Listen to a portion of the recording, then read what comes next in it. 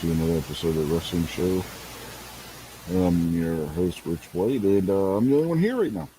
So I got some links up there. Hopefully, somebody will jump in here soon, or we're gonna have to put aside the. Okay, Kingpin's out there. He says he's on his way. I was going to do something different tonight because I found a site that has a bunch of different wrestling quizzes that are multiple choice quizzes, and I figured we could answer those and see how, test our wrestling knowledge tonight. So when he gets in here, we'll uh, look at that and see how that goes. And MKJO was out there. He said he'll be back a little later. So even in the YouTube, if you're back yet or not, I don't know. But if you are out there watching and you don't say anything, we don't know you're there. So please say something up there in the chat and let us know you're out there. Let's see. What do we got this week as far as news is concerned? Not a whole lot, really. There wasn't a whole lot of really major news stories that went down this week. I mean, you had some more cuts from WWE, but that's to be expected around this time of year. And really, it wasn't anybody major that was cut. I mean, you had Dexter Loomis and Dakota Kai would probably be the two largest profile people that were released. The rest of them were a bunch of people that were just starting out in NXT. And so, the statement from WWE said that most of the people that were released weren't living up to and meeting expectations. So that's why they were released. Like I said, there was a lot of mostly newer people with, like I said, Dexter Loomis and Dakota Kai being the two long-term people that had been released, and they were both holdovers from NXT 1.0, I guess you could call it. And I guess they really didn't have any plans for them, so they let them go. And in a statement, Dakota Kai said that she saw it coming when they started changing everything, so it wasn't any shock to her that they were released. And we now have the Kingpin with us. How are you tonight? All right, just got in the door. Who? So you heard what I had planned for the show? Yeah. Yeah, they said it's going to be like multiple choice questions, and we figure out if we can get the answer to it. I'll let you do the first quiz because I already did it to test it, but I can go ahead and redo the quiz so then you can answer all the questions on the second time through. Bring it on. All right. Yeah, we'll see how much you've learned. It's not a hard quiz if you pay attention to anything at all that I've said during the course of this show. But then you said yourself you have trouble remembering from one week to the next, so it'll be interesting. I also said I never pay attention to anything you say too. That's true too. Yeah, we got Buck out there. Get in here, Buck. We got a game tonight. Yeah, get in here, man. We're playing a game. Well, more like taking quizzes, but same difference. Come on, get in here. Yeah, he does have a link, so trying to think real quick if there's any other news. Oh yeah, the main event for the upcoming pay-per-view next week for WWE, which is WrestleMania Backlash. Instead of just being Backlash, it's WrestleMania Backlash now. I think they started that last year, but it was supposed to be Rated RK Bro versus the Usos to unify the tag team titles like they did at WrestleMania with Brock Lesnar and Roman Reigns with the World Heavyweight title and the Universal title, right? They changed that. It's now going to be a 6-man tag team match between the Bloodline, which are the Usos and Roman Reigns, versus the Rated RK Bro and Drew McIntyre. So is that bad? Oh, they completely changed the pay-per-view. They went and completely changed their main event, which was the most interesting match on the card. The only match that really's gotten any kind of build-up. And who was wrestling? Who was it against again? It's the Usos and Roman Reigns versus Rated RK Bro and Drew McIntyre. It originally was supposed to be RK Bro and the Usos to unify the tag team titles. So what's up, Guns and Barbecue? They just took the They just took the title off the line? Yeah. That's stupid. Yeah. They couldn't just do a title match between Roman Reigns and Drew McIntyre as a separate match? Because their whole storyline reason for doing this last night on SmackDown from all the news sites I've read, because I haven't watched the other WWE programming I watch is when we're sitting here watching the pay-per-views. But from everything I saw on all the news sites and stuff today, when I was looking through to find out what we could talk about tonight, they couldn't figure out what they wanted to do with Roman Reigns, so this is what they did, so that they could have him on the pay-per-view. Just put him in a match with McIntyre, problem solved. You know what I mean? Instead, they combine, they completely obliterate what, again, is the only match that had any kind of build-up whatsoever on this pay-per-view. Yeah, I don't know. That's where he got hurt or something. No. The whole storyline was that Paul Heyman was going to turn in the guy who runs but doesn't run. You know, I mean, it's confusing enough right there. SmackDown to the board of directors if he didn't throw Roman Reigns into a match, because Roman Reigns, who is the unified champion, wasn't on the pay-per-view. So this is how he came up with solving that problem with Paul Heyman.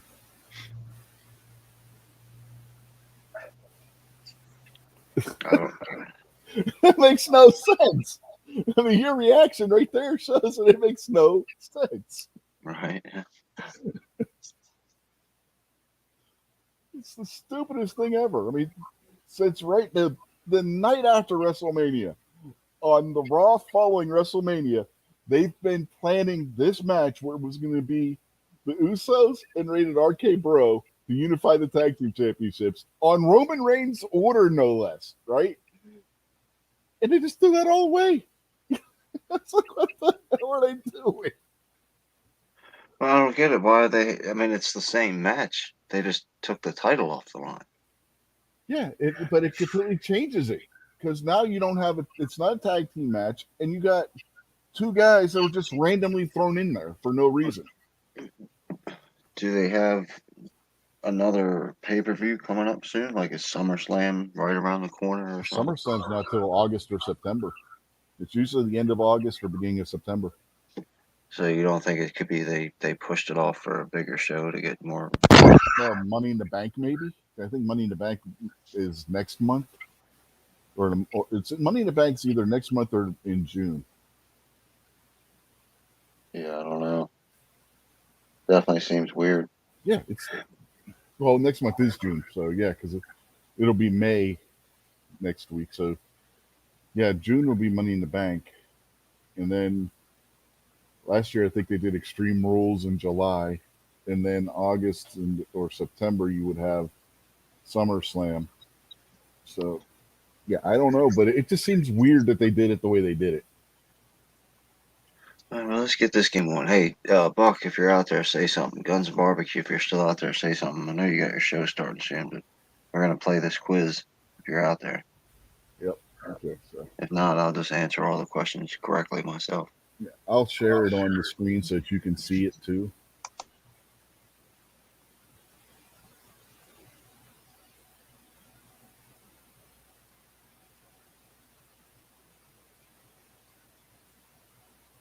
All right, you seeing that? Yeah. Can you make it bigger? In StreamYard, let me see. Let me see if I zoom in. Is that better? Let me see what happens if I do this. Yeah, you can go full. You can full screen. All right. I just won't be able to see the chat like this. Well, you can go over to YouTube and pop it out. Not when I'm full screen. No, yeah, you can, because you alt tab between the windows. I've got a phone. Oh, you're on your phone. No, I'm going to use my phone. Oh, okay. So, all right, I go was about ahead. to say, something happened to your laptop again? Because the way you said it, like, I thought you were on your phone. Never mind. I digress. Let's move on. All right, you ready? Yeah. All right. What do you call a wrestler who intentionally loses in order to build hype for his/her opponents? a loser, a jobber, a sucker, or a briber?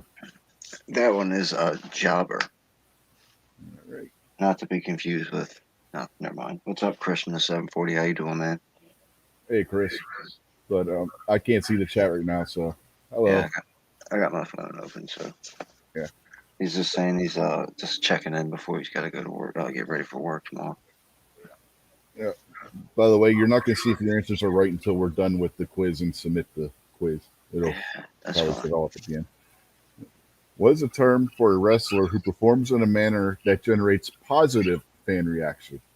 A good man, a baby face, a people person, or a nice guy? See, I always preferred good guy, bad guy. Uh, but occasionally, some of the stuff that you say like squeezes into my ears. So I know the answer to that is babyface. All right. I think we were joined by somebody. Yes, we got Buck jumping in. All All right, right. let him Evening, Buck. Hey everybody, how's it going? see what on, Buck. You want to go back and let Buck get those two? Now, see if he agrees with you. Okay. Yeah. Okay, Buck. What do you call a wrestler who intentionally loses in order to build hype for his/her opponents? Are they a loser, a jobber, a sucker, or a briber? Oh, sucker. I mean, what was that second one? Jobber. Yeah. All right. So you agree with Kingpin. What is the term for a wrestler who performs in a manner that generates positive fan reaction? Are they a good man, a baby face, a people person, or a nice guy? Oh, baby face. All right. So you both agree on that one.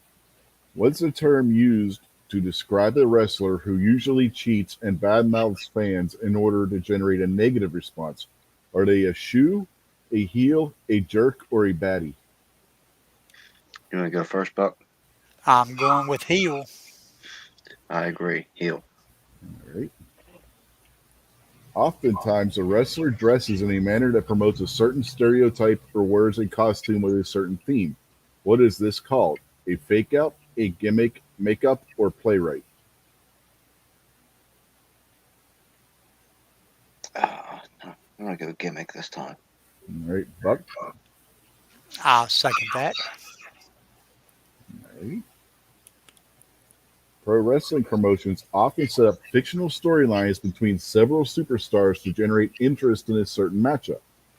Even when outside the ring, most wrestlers will adhere to his, her, or her character, and sometimes there will be incidents that appear to be real that are staged by the promotion as part of the wrestler's story.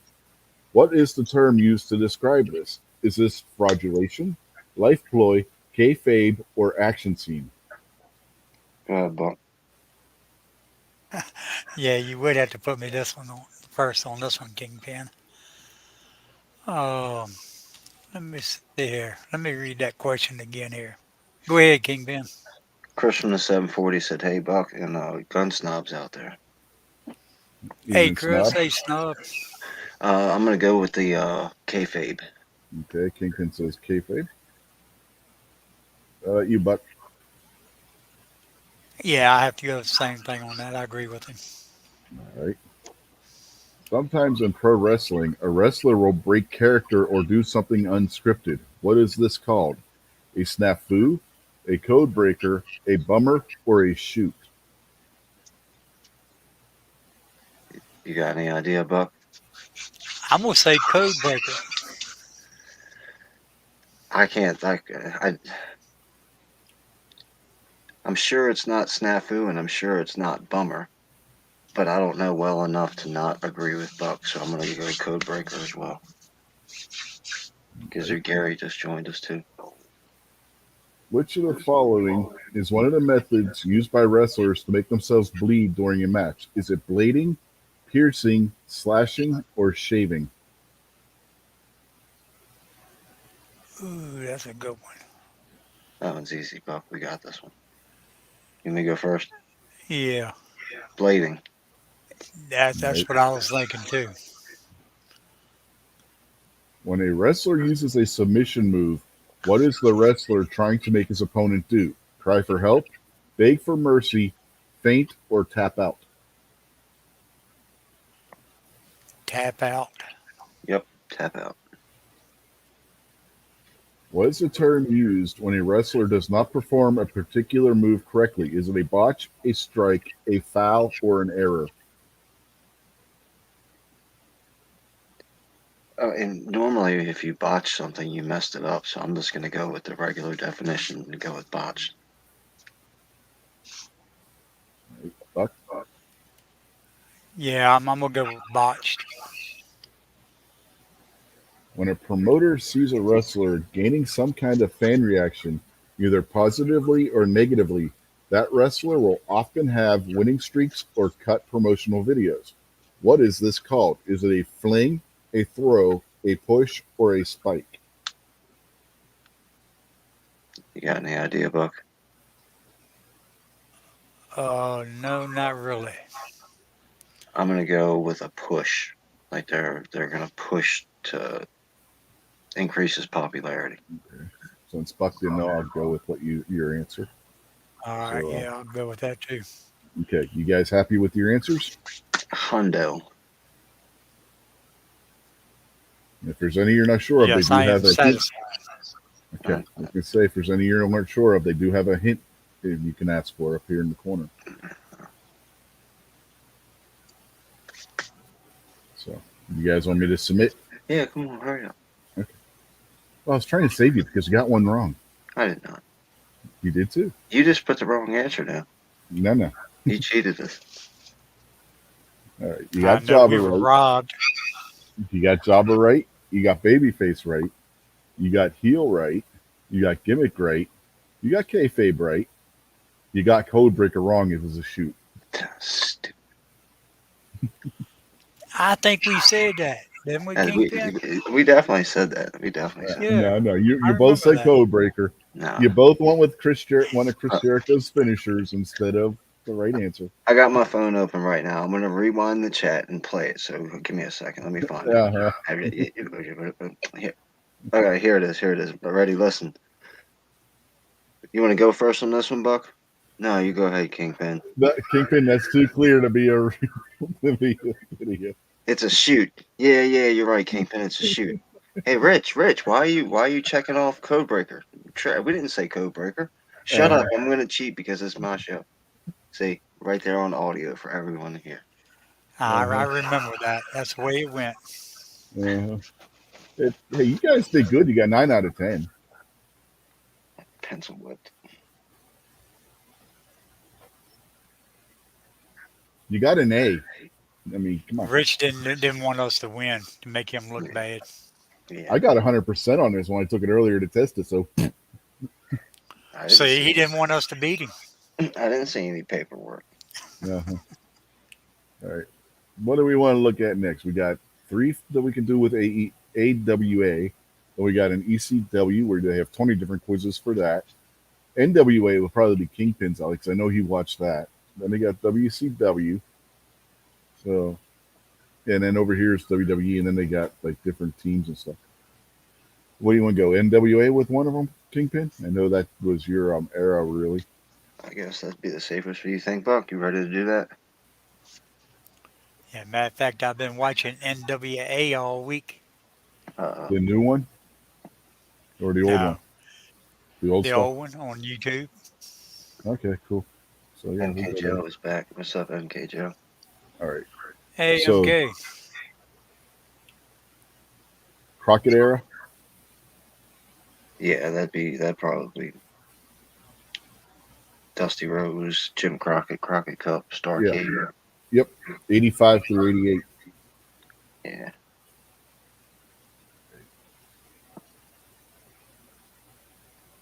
In the summer of '85, Jim Cornette brought this legendary duo, the Midnight Express, to the NWA. By the spring of '87, Mama Cornette, who was never seen, had identified Dennis Condrey as a weak link. What veteran tag team grappler took his place as Bobby Eaton's partner? Is it Tommy Rogers, Bobby Fulton, Steve Kern, or Stan Lane? I'm gonna say Bobby Fulton. Oh man. Oh. I think I remember. I definitely remember the name Stan Lane. I remember Steve Kern. I don't think I remember Tommy Rogers being a thing. I'm just gonna guess, and I'll say Stan Lane. All right. So which you both Just said one. different answer. Which one do you want to go with? I'll keep. Bobby Fulton or Stan Lane? Let me keep my score, and then you can just put Bucks on record, and then I'll just write my score down in my notebook here. All right. So So, Bucky said Bobby Fulton, so that'll be the answer we go with. all right, so number one, I said what? What did I say? Stan Lane.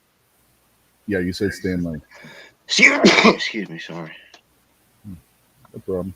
All right. All right. In 1986, infamous NWA manager Paul Jones began to carry a riding crop, donned a military uniform, which made him look like Adolf Hitler, and referred to his stable of wrestlers as Paul Jones' Army. Which of the following superstars was never a member of the Paul Jones Army?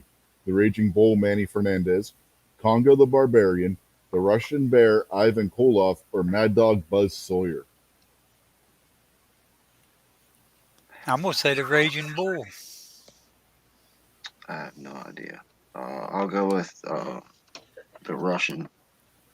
Okay. And remember, guys, if you're not sure, they do have where you can, that will give you a hint if you want it. So, you want me I'll call my lifeline if I need help. Where's your phone at, Rich? to? My phone's right here. All right, so if it rings, make sure you answer it. I don't care if you're live or I not. can't be your lifeline. I'm the host. You can always call Ellis. All All right. right. So, Buck, you said Raging Bull, and then Yes, sir. Kingpin, you said Ivan Koloff, right? Yeah. Okay. So, you want me to check Buck's answer? Since Yeah, you both just keep all Buck's answers. I'll write all my answers down. Okay. I didn't know if you want to do that just for if you were. Well, yeah, I guess. Yeah. Never mind. All right. In early 1985, Ivan and Nikita Koloff joined forces with another wrestler to make a formidable three-man team. This wrestler was not a Russian, but actually an American who had embraced the communist way of life. Who was the American traitor who joined the Koloff? Was it Soldat Ustinov, Crusher Khrushchev, Alexis Smirnov, or Nikolai Volkov?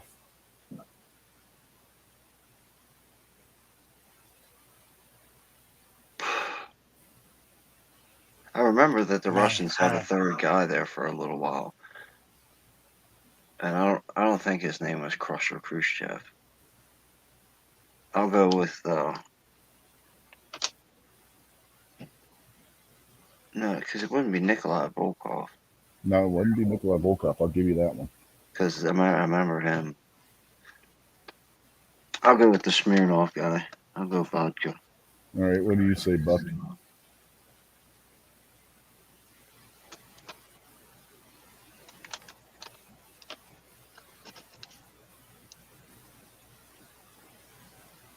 Buck still there? Oh yeah, yeah. I think I'm gonna go with that first guy, whatever the hell Soldat his name Ustinov. is. All right. Yeah, sounds right to me. In the spring of 1986, Ronnie Garvin had his hand broke when he was attacked by Tully Blanchard and his Four Horsemen cohorts. Garvin could only compete if he had his injured hand heavily wrapped in tape.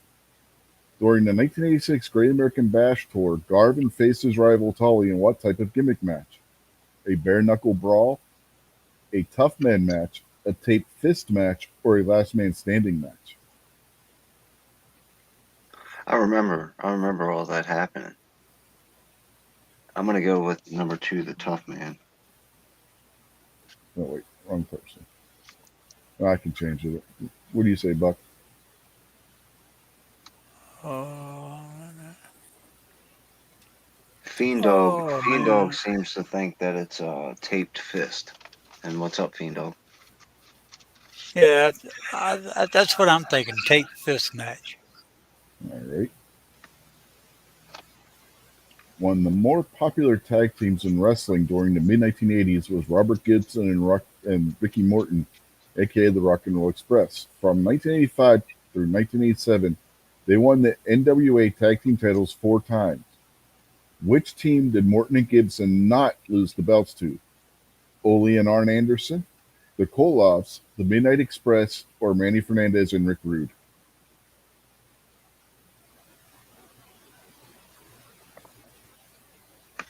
I don't remember Rick Rude in. I only remember Rick Rude in the WWE, so that's what I'm voting for. What do you say, Buck? Yeah, I'm gonna go with Manny and Rick. One of the highlights of this time period was the annual Great American Bash Tour, which actually was a series of shows during the month of July. On July 11th, 1987, two shows were run at two separate venues. On one show, Lex Luger defeated I'll get this out. Lex Luger defeated Nikita Koloff to win the United States Heavyweight title. What title change occurred on the same evening on the other Bash show. Ron Garvin defeated Ric Flair for the NWA Heavyweight title. Steve Williams defeated Big Bubba Rogers for the UWF Heavyweight title. Sting defeated Terry Taylor for the UWF TV title. Or the Midnight Express defeated the Rock and Roll Express for the NWA Tag Team titles. I'm going with Midnight Express and Me Rock and too. Roll Express. Yep. You both say that one? Okay. Yep. During this time period, the legendary American Dream Dusty Rhodes served as the booker. This is the excuse me. This is the man who makes the matches and comes up with the angles. In addition to having great feuds and finding young talents, Rhodes also popularized a certain finish to a belt. What was this ending called? Is it the Dusty Finish, the Chaos Effect, the Montreal Screwjob, or the Madman Finish?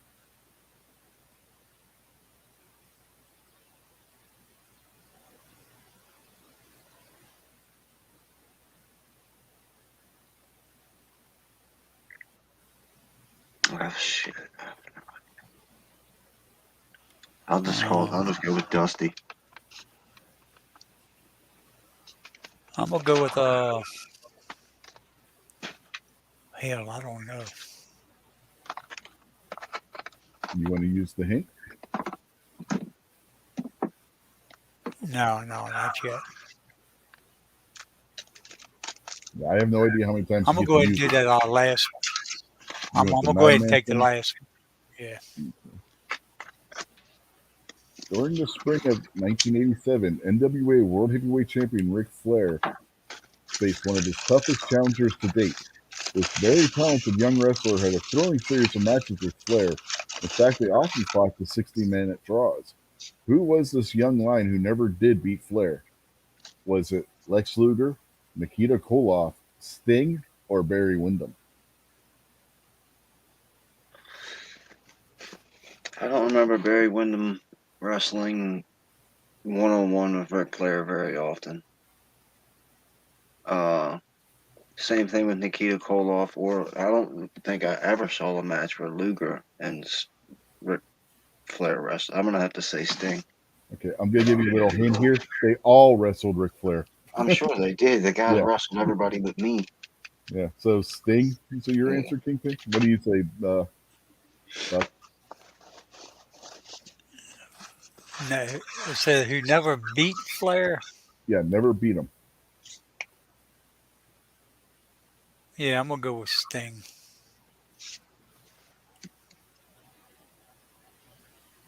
Right. For over 2 years, Paul Jones and his army waged war with perennial fan favorite Jimmy Valiant. These men competed in just about every gimmick match, including the famous hair versus hair match. Which of the following never had his hair shaved during this feud? Paul Jones, Manny Fernandez, Jimmy Valiant, or Shaska Watley?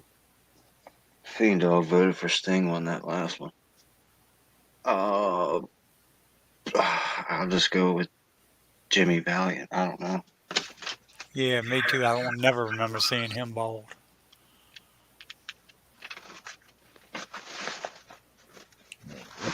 One of the all-time greatest matches took place at Starrcade '85 when rising star Magnum TA defeated Tully Blanchard in an I Quit match. I Quit Steel Cage. No, that should be known as the I Quit match. That is the I Quit match. Whoever wrote this quiz doesn't know what they're saying. To regain the U.S. Heavyweight title, what object did Magnum grind into Tully's head to get a submission? Was it a shard of glass, a pencil, a metal fork, or a broken chair leg? I think it was a fork.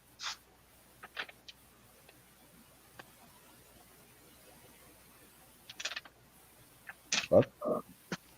I think I'm gonna go with a broken chair leg. Okay, Buck says broken chair leg. All right. Probably is a fork. Come on, he wasn't Abdullah the Butcher. Okay. For 3 years, beginning in 1986, the prestigious Crockett Cup paid homage to the legendary Jim Crockett Sr., who passed in 1973. Which of the following teams never won the Cup in its 3 year existence? The Rock and Roll Express, Nikita Koloff and Dusty Rhodes, the Road Warriors, or Lex Luger and Sting? Fiend Dog voted for said the fork is Abdullah. I'm gonna say the Road Warriors never won the cup. Okay, what about you, Buck? Yeah, I have to agree with. Okay. In How many September questions are there? 20? 20 on this one, yeah. In September of '86, the first ever NWA United States Tag Team Champions were crowned. Which tag team won a one-night tournament to become the first title holders? Barry Windham and Ron Garvin, the Road Warriors, Ivan Koloff and Nikita Khrushchev, or Dick Murdoch and Wahoo McDaniel? I'm gonna go with the Warriors again. What about you, Buck? I'm going with Barry Windham.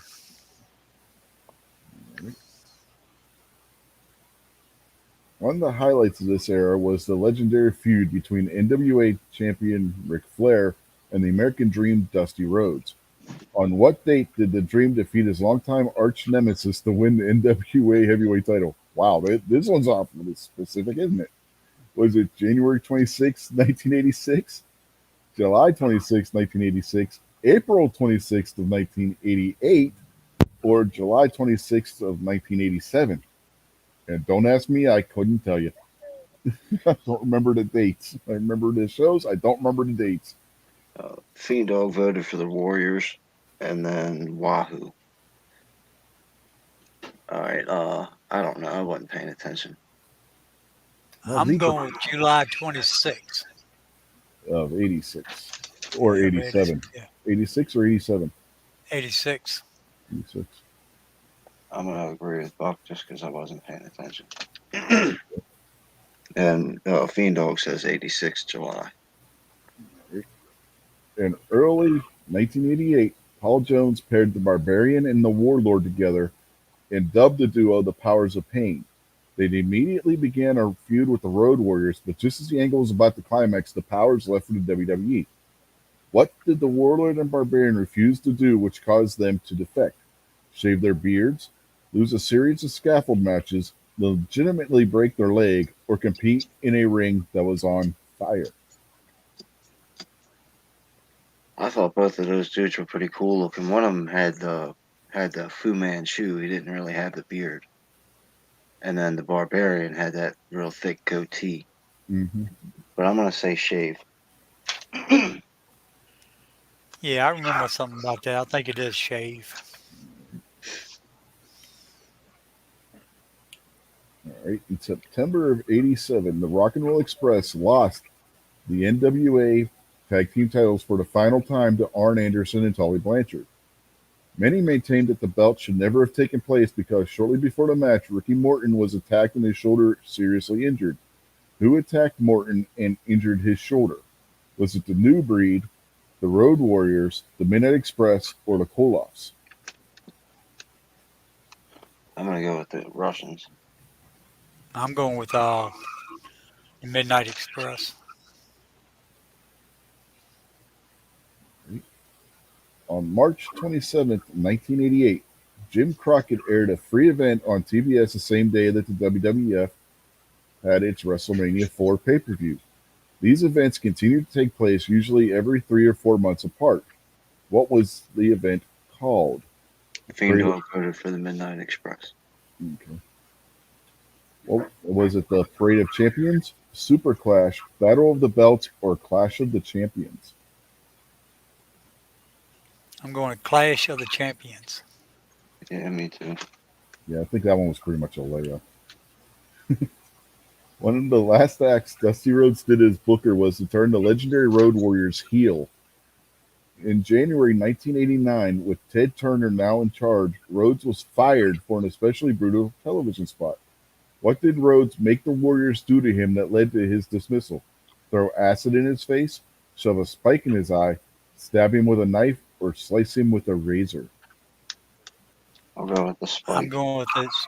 Yeah, I'm going spike in the eye. Right? And then Clash of Champions was Fiend Dog's vote for the last one. Right. In late '87, this longtime mild mannered wrestler with an outstanding collegiate background fell under the guidance of the demonic Kevin Sullivan. Who was this wrestler who defeated Nikita Koloff for the NWA television title just weeks later? Was it Al Perez, Larry Zbyszko, Mike Rotunda, or Ron Simmons? I'm going with Mike Rotunda. Yeah, me too. In May of '86, the NWA US title was stripped from Magnum TA and declared vacant. The two top contenders competed in a best of seven series to determine the new champion. Who faced Magnum in this fantastic series of belts? Was it Tully Blanchard, Lex Luger, Arn Anderson, or Nikita Koloff?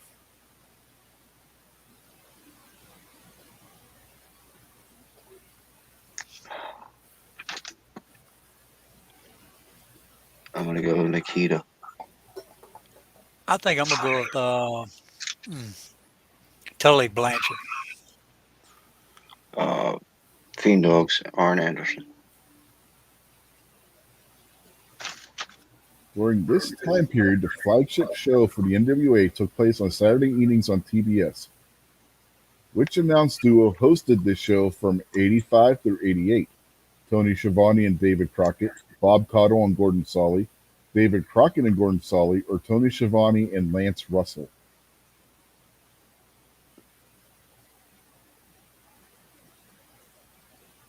I'm gonna say Tony Schiavone and Davy Crockett. Yeah, I agree with that one. Yeah, that's pretty much a layup answer, I think. Okay, so you guys happy with your answers? Oh yeah. Okay, good. Yeah, good as I can get. Kingpin was correct on the first one, and Buck was incorrect. It Okay. was Stan Lane. All right. Oh no, no, no! I ain't satisfied with my answers no more. Yeah, no. The second one, you were both wrong. The answer was Mad Dog Buzz Sawyer.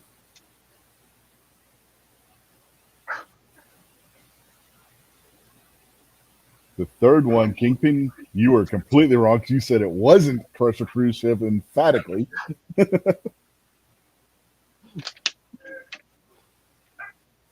So who was it? It was Crusher Khrushchev. It was Crusher Cruise Ship. Okay, I see it now. Fiend Dog says he's got a mad dog. Buck was correct. It was the tape fist match. Fiend Dog got that one right too. And the correct answer on this one, with who the Rock and Roll Express did not lose the tag team titles to, was Ole and Arn Anderson. Ole and Arn Anderson never held the World Tag Team titles. They held the National Tag Team titles. Manny Fernandez and Rick Rude were one of the last teams that the Rock and Roll Express lost to. I believe they ended their third reign as champions. And just a couple months later, Rick Rude, while half of the tag team champions, split for WWE or WWF at the time. MKJ got Crusher correct. Said he's keeping track at home too. Right. The next one of the highlights of the time period was the Great American Bash Tour, and what title change occurred on the other show. It was Steve Williams defeated Big Bubba Rogers for the UWF heavyweight title. I got that wrong. Yeah, you both did.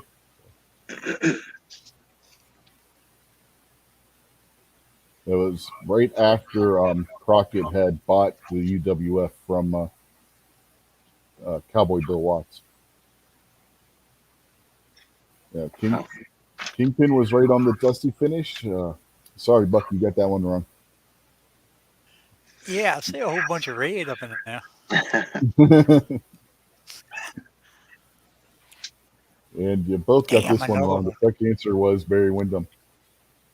Fiend Dog got that one wrong. Yeah, Isn't that I'll, what I'll I show said? you. No, no, no. You clearly said Sting. Yeah. Wyndham came close, but he never did.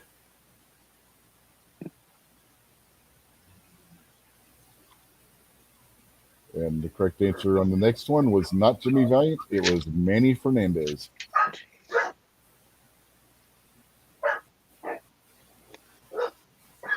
The best part is the match where Jones got shaved bald. Jimmy Valiant had been shaved bald previously in a match. So it was Jimmy Valiant's wife's hair that was on the line against Paul Jones's hair. MKJO got the Barry Windham one right. So imagine if Jimmy Valiant would have lost to Paul Jones, then Jimmy Valiant's wife would have been a bald headed geek.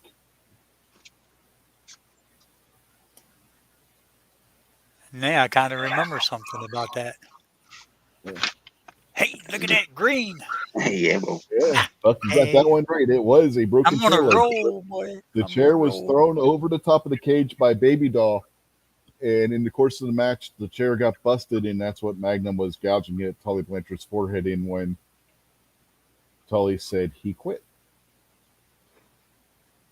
MKJO said he got the Manny one, but that was a guess. Okay.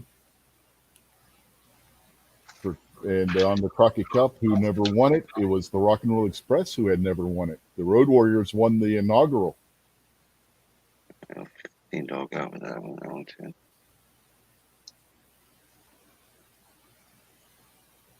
Damn. The first team to win the United States heavyweight title was the Russians, Ivan Koloff and Crusher Khrushchev. MKJO's doing all right out there.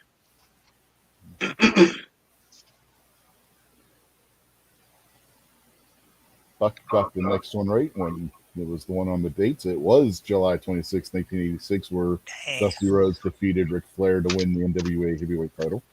All right, we all got that one right. Fiend Dog said the same thing. And don't feel bad. If you guys notice at the bottom, it gives you a percentage of the number of people that got the questions right. Like number 12, only 34% of the people who took the quiz got it correct. So now this one you should feel a little bit bad about. 61% got it right, and you both got it wrong. So, Rich, scroll back the other way. Yeah. which way? Get to the end of this thing. Yeah. Patriot in the Dark has joined us. Hey, Patriot. Yeah, and it was not shave their beards. They did not want to lose a series of scaffold matches for obvious reasons. They probably saw what happened to Jim Cornette when he fell from the very first scaffold match.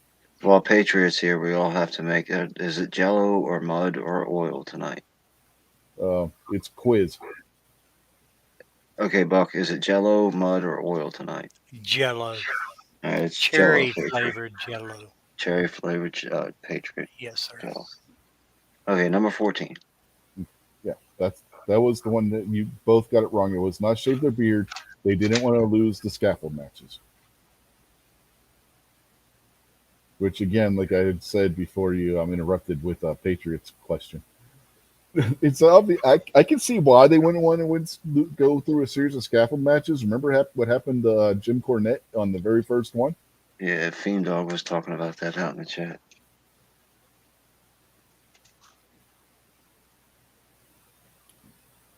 And the people that hurt Ricky Morton were the Midnight Express. So Buck got that correct. Ha ha. Fiend Dog got that Oh, one shit. right. 2 in a row.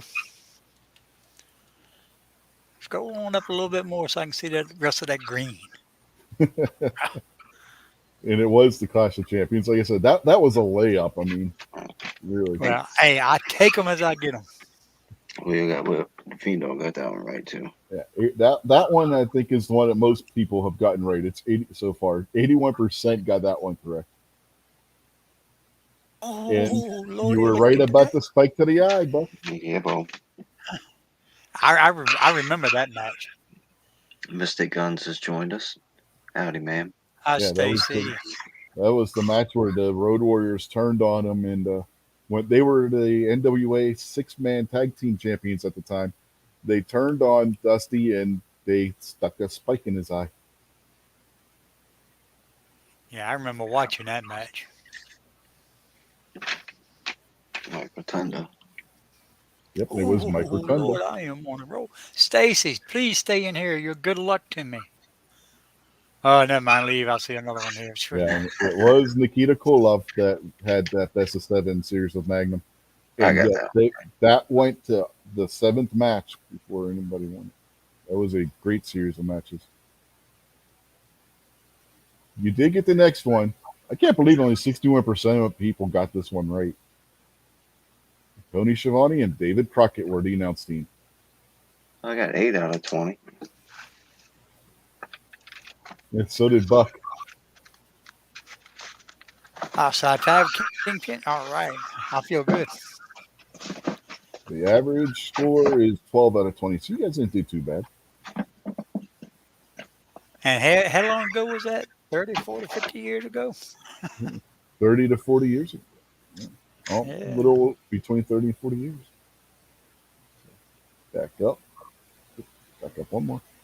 All right. So we did the Crockett era. I don't know if you guys want to do the NWA title one. That goes all the way back to 1948. I don't know if that's necessary. Yeah. No, It's only 10 I wasn't even questions, born. though. You got the NWA TV Championship. You got memorable moments with Crockett Promotions. That's 10 questions. Yeah, let's You try got that one. Yeah, let's do right this. out. The memorable moments. Plus, it's only 10 questions, so we can get through it real quickly. In April of 78, Ric Flair started a feud with Blackjack Mulligan. During one of Mulligan's matches, Flair came to the ringside area and destroyed a special cowboy hat belonging to Mulligan. How did Blackjack Mulligan get revenge on Ric Flair? Burned Ric Flair with a branding iron, put a bounty on Ric Flair, destroyed one of Flair's robes, or injured him with a pile driver. I remember something about him taking one of Ric Flair's robes and wearing it around in the ring. So I think I'm gonna go with that. Destroyed one of Ric Flair's robes. What about you, Kingpin? I'm gonna go with the branding iron. In October 4th, 75 was a sad day for National Wrestling Alliance Mid-Atlantic Championship Wrestling Territory and Jim Crockett Promotions. A small plane carrying several wrestlers from Charlotte to Wilmington, North Carolina, crashed, causing serious injuries to those on board. Who was not on that plane for that trip? Bob Brugers, Wahoo McDaniel, Johnny Valiant, or Mr. Wrestling Tim Woods?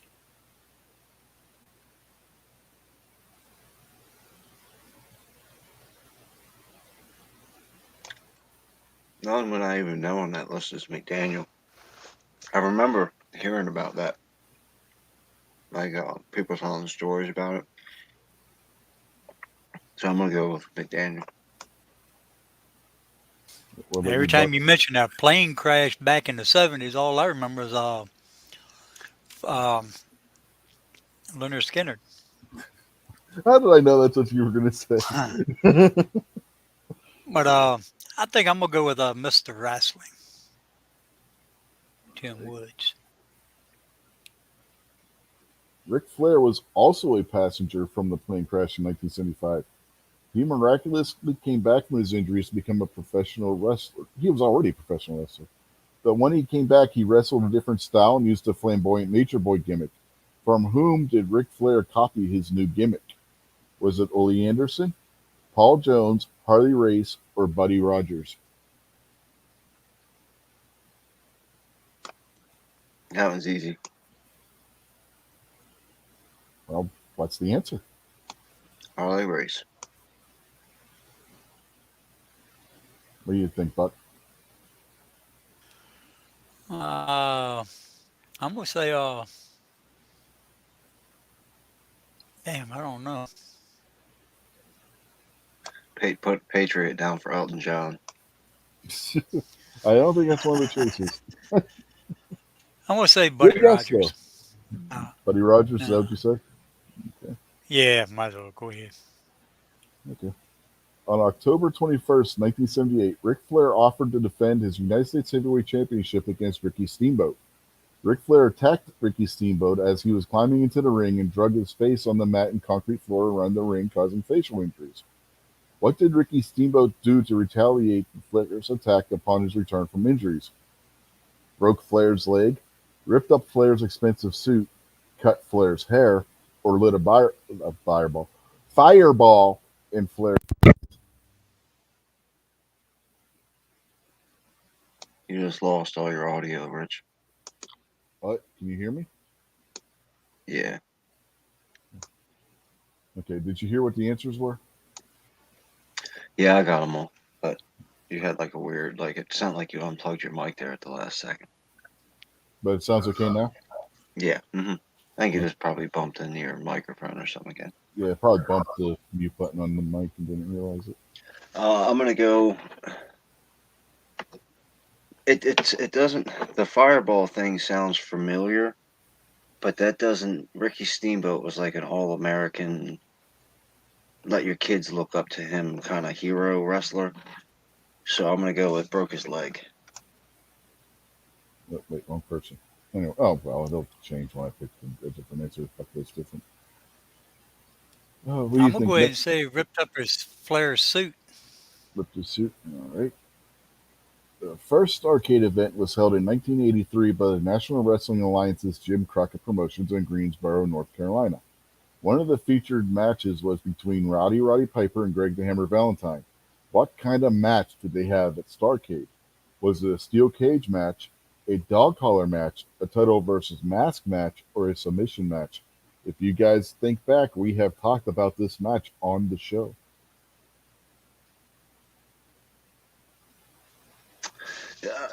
With that hint, I would have originally.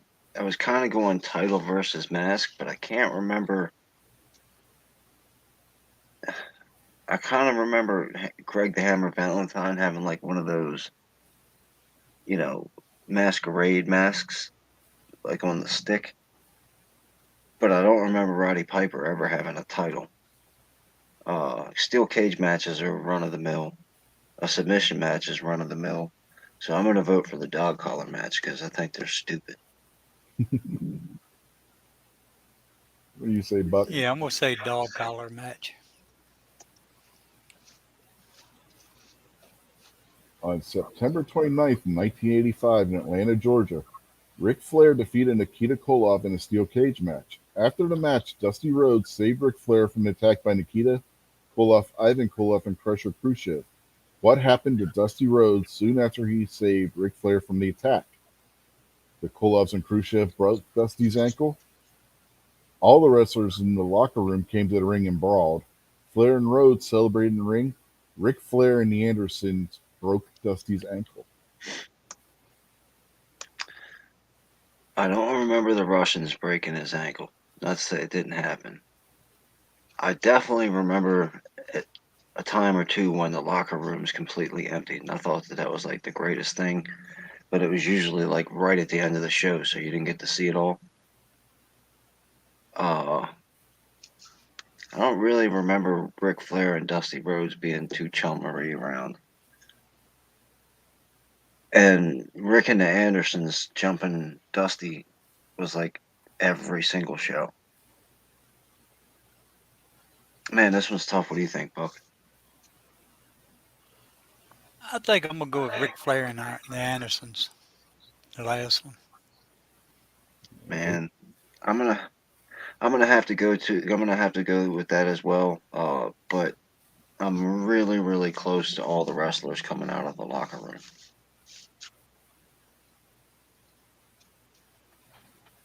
Alrighty. Ric Flair defeated Jimmy Garvin via submission in a steel cage match on July 11th, 1987 in Greensboro, North Carolina. The stipulation of the match was that if Flair won, he would get a date with Garvin's manager, Precious. With whom did Ric Flair go out on a date with after the match? Was it Precious, Woman, Baby Doll, or Miss Atlanta Lively?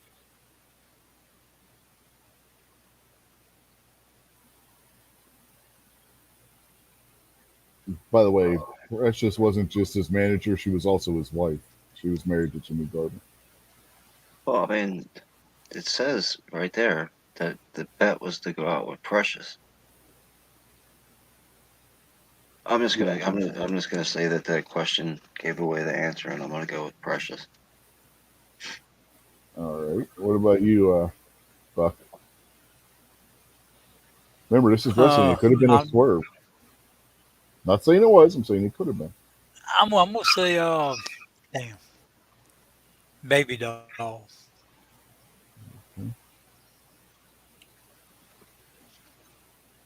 On October 24th, 1986, Magnum TA and Dusty Rhodes were scheduled to face James J. Dillon and Arn Anderson in a steel cage match.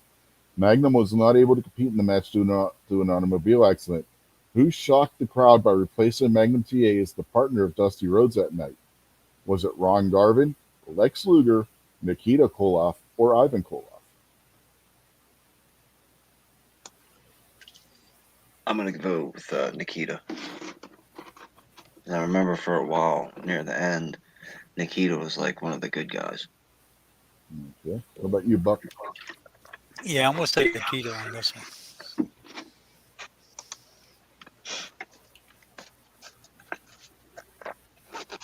The National Wrestling Alliance's Jim Crockett Promotions created a new type of match for the Great American Bash Tour in 1987.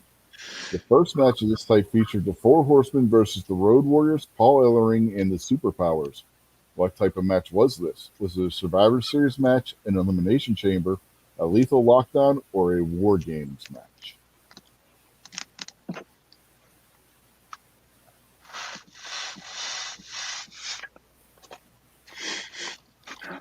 What do you think, Buck? I think I'm gonna go with our Survivor series. Mm. I know I've heard the Elimination Chamber thing before, and Survivor Series sounds like a WWE thing, and Vince McMahon probably would have sued somebody. So Vince McMahon probably did sue somebody because I'm going to get this wrong. But I'm going to go with War Games match. Okay, and Buck, you said which one? You said Survivor Series, right, Buck? Yeah, yeah. Well, you don't sound too confident. You want to change your answer?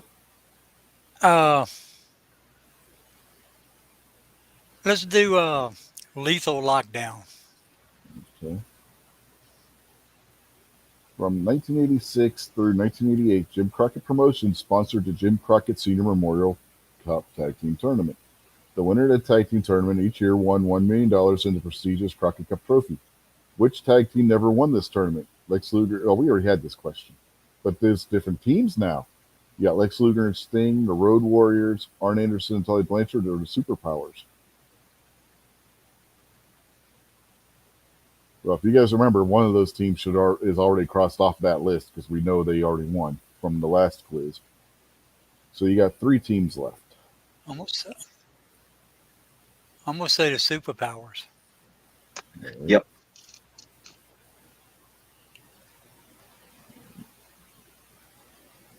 See what we got here. 100%. Blackjack, and you were correct, Buck. Blackjack destroyed one of Flair's robes. I got that wrong. You got the next one wrong. It was Wahoo McDaniel. I believe you got that right, Kingpin. Whoop, whoop. And Buck was correct. It was Buddy Rogers, the Nature Boy Buddy Rogers. In fact, That's stupid. Now that you said the Nature Boy Buddy Rogers, I'm like, yeah, I should have known that because now it sounds. I remember that now. hmm and Steamboat ripped up one of Flair's expensive suits, so Buck got that one correct as well.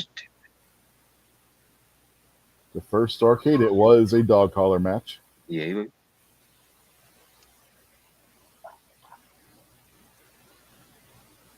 And it was Ric Flair and the Andersons broke Dusty's legs in one of the most infamous things that ever happened in professional wrestling, and the crowd in the Omni almost rioted. Arn Anderson said if the police would not have gotten them out of that building, the crowd was going to kill them.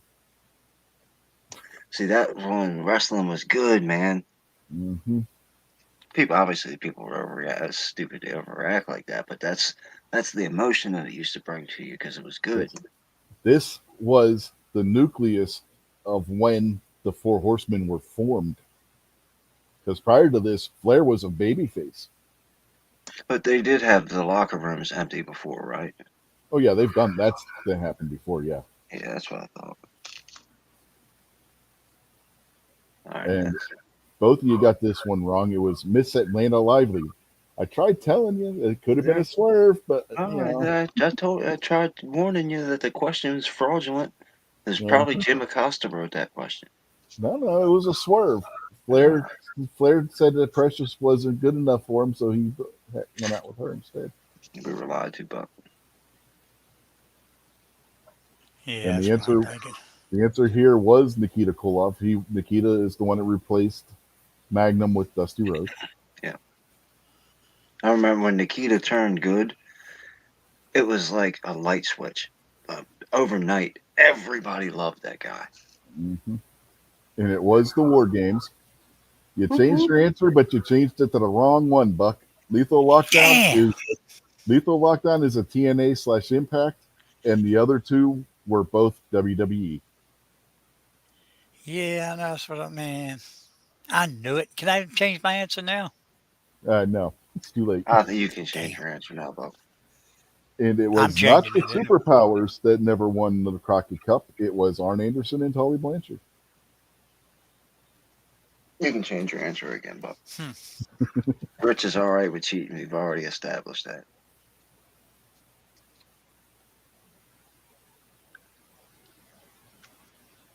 But yeah, the first one was run by the Road Warriors.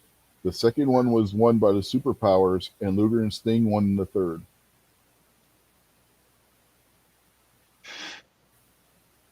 Good times.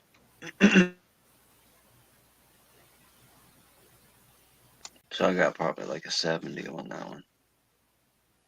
Nah, I don't Oh, think so. yeah. MK Joe said he got a 3 out of 10 on that, so I beat MK Joe. Shame on you, MK Joe. Shame on you. Oh yeah, tell them on Slap Action. Yeah, TNA was part of the NWA. I forgot about that.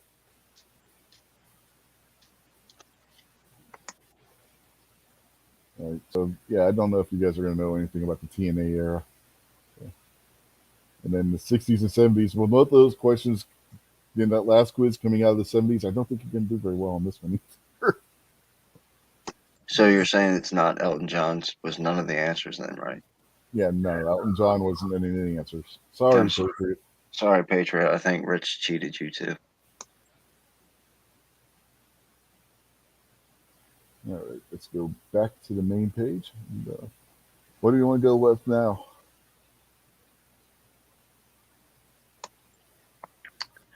What wrestlers A through D is that like I guess that's on a questions about specific wrestlers like Yeah, I would guess it would be like a specific wrestler. with the alphabet in the alphabet A to Yeah, we D? can find out. We can find out. Yeah, it'll be a specific wrestler it's asking questions about. Go back to the questions again. It's got John Cena on the top, so I don't want to talk about that comic. What do you think, Buck? Sounds good. I'm willing to try anytime. Well, let's see what we got here. AWA. I don't know if that's the stuff that I used to watch or not. I Oh yeah, that'll be remember. the stuff that you used to watch because AWA hasn't been around since like 1989. All right, so I got to vote for some AWA stuff. Managers mix, no. ECW, no. WCW, possibly. Wrestler mix, that's possible. And really, anything except for ECW and manager mix is fine with me. What are you, Buck? What do you want to do? Yeah, it don't matter to me what y'all pick. So you guys want to do one of the AEW? We can do Yeah, AEW. let's try. Let's try it. See what I'm happens. AWA. I want to say AEW. AWA.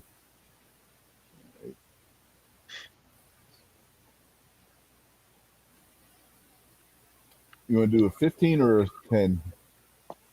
AWA was unable to literally keep him assured for his birthday. Promotion 69196. So, The tag team would be too specific, so either one of the first two. But do you want 10 or 15 questions?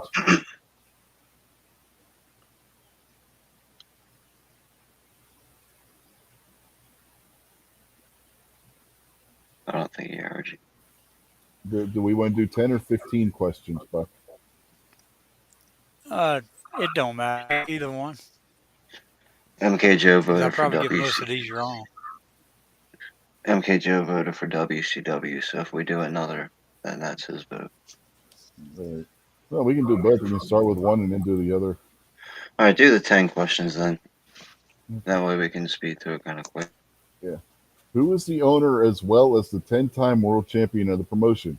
Mad Dog Vachon, Vern Gagne, Nick Bockwinkel, or Fritz von Erich? I'll go with Vern Gagne. How about you, Buck? I'm gonna say Nick Bockwinkel, Which but I think it is AWA that Vern. right, which AWA World Heavyweight Champion later went on to become a better known as a WWF/WWE commentator? Jesse the Body Ventura, Gene Kiniski, Vern Gagne, or Jerry the King Lawler? What was that guy Oh, we're gonna, that used to say, we know Vern, we know Vern. How you doing, Vern? That was Jim Varney, aka yeah, shit, Ernest goes to camp. Ernest Ernest, Ernest P. yeah. Worrell. Yeah, Ernest goes to camp. Yeah. I'm gonna go Okay. Jerry Lawler. Buck says Jerry Lawler. I hate to do it, but I'm going to have to vote for the king. The phony king, because I'm obviously, king. The Jerry person. All right. Well, you I got a should 50. sue him for copyright infringement. No, I think he's older than you. Shut up. So, true or false? And you got a 50% chance here, guys, of getting this one right. True or false? The AWA World Heavyweight title never changed hands outside of North America. False. What do you say, Buck? I'm gonna say false. Kingpin. Not Kingpin. See, now I'm messing my own self up. So now I'm going to have to sue him for emotional damages as well.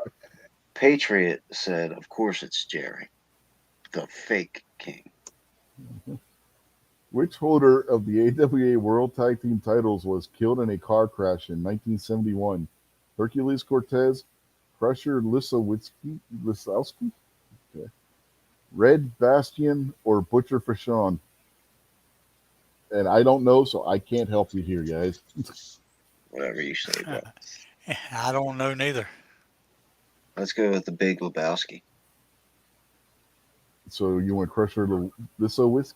Yeah. Yeah, this one. Monica Lewinsky. Oh, you, Buck. Lisowski. Yeah. What do you say, Buck? Yeah, that Crusher sounds good. Okay. Only two masked wrestlers ever held the AWA World Heavyweight title. One was Dr. X, Dick Beyer. Who was the other? Was it Mr. M, Super Destroyer, the Assassin, or Mil Mascares?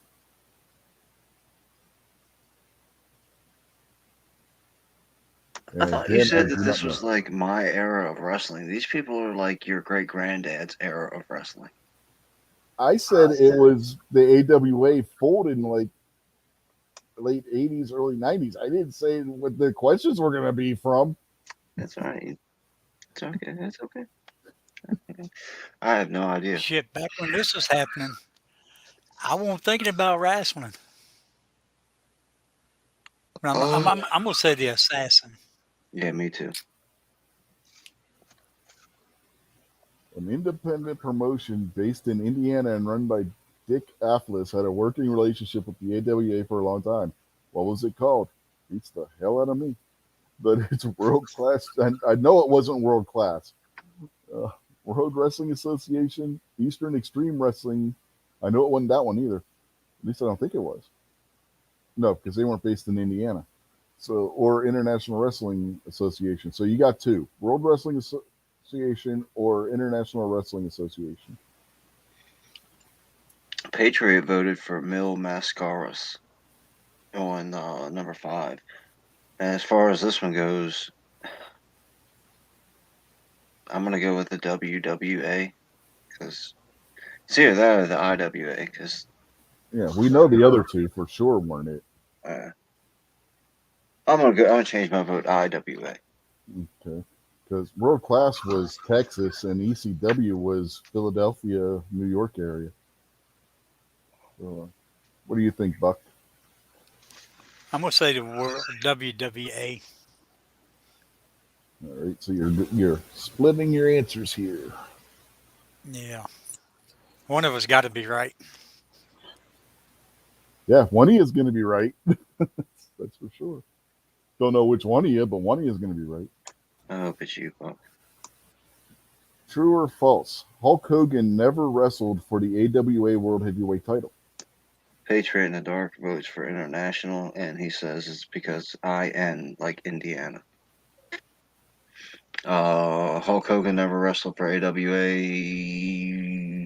World title. Yes or Hmm, yes or I no? think I'm that's a gonna trick. say false. That's a trick question because are they talking about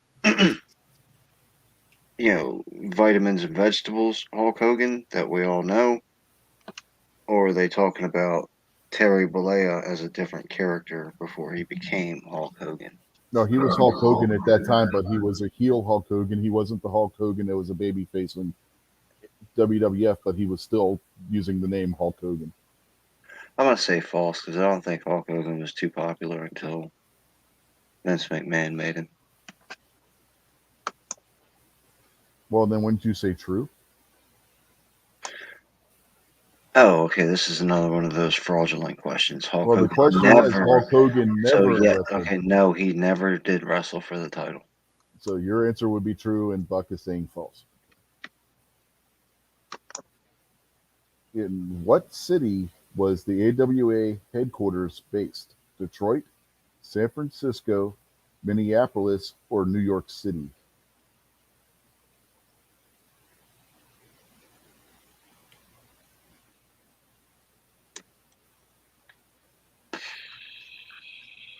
Detroit. I'm gonna go with Minneapolis.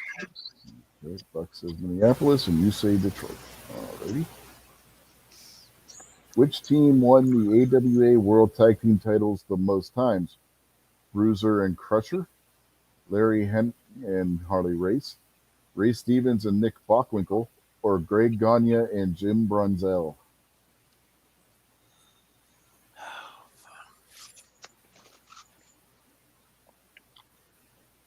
Harley Race screwed me on the last one. Gagne probably screwed me already on this test. Well, this is his son. I'm gonna go with the Harley Race. You gonna go Harley Race? What about you, Buck? I thought Ray Stevens was a singer, Different but Ray I'm gonna Stevens. go with Holly Race and Larry. True or false? Ric Flair made his professional debut in the AWA.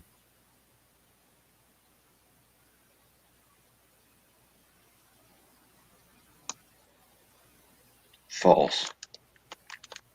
The Kingpin says false. What about you, Buck? I think I'm gonna say false. All right. And submitting answers. And Buck was wrong. It was Vern Gagne. Kingpin was correct. And it was Jerry the King Lawler. Patriots last vote was for Harry and the Hendersons. Mhm. Boo. I got it right, but boo. Yep. Okay. The AWA never was never defended outside or never changed hands outside North America. That was false. Changed hands twice in Tokyo, according to the information here. I knew the second time. Masahiro Chodo. Masahiro Saito defeated Zabisco. That was a match between legends there. Yeah, this one would too. Jumbo Saruda versus Nick Bockwinkel. Yeah, that would have been legend versus legend as well. And the answer here, the person that was killed in the car crash was Hercules Cortez. Don't feel bad. I didn't know the answer to that one either. It was Mr. M was the other one, the other masked wrestler, and I didn't know that one either. So. Christ, that was back in 1962. No wonder none of us knew it. It was the WWA, so you should have left your answer where it was, Kingpin.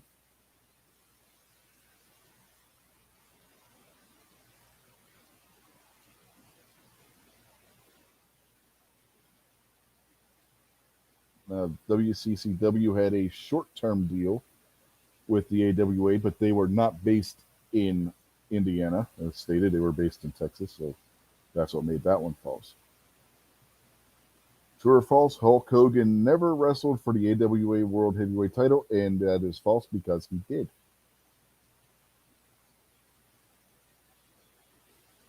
And for some reason, Hogan won and had that decision overturned. And they never gave a reason.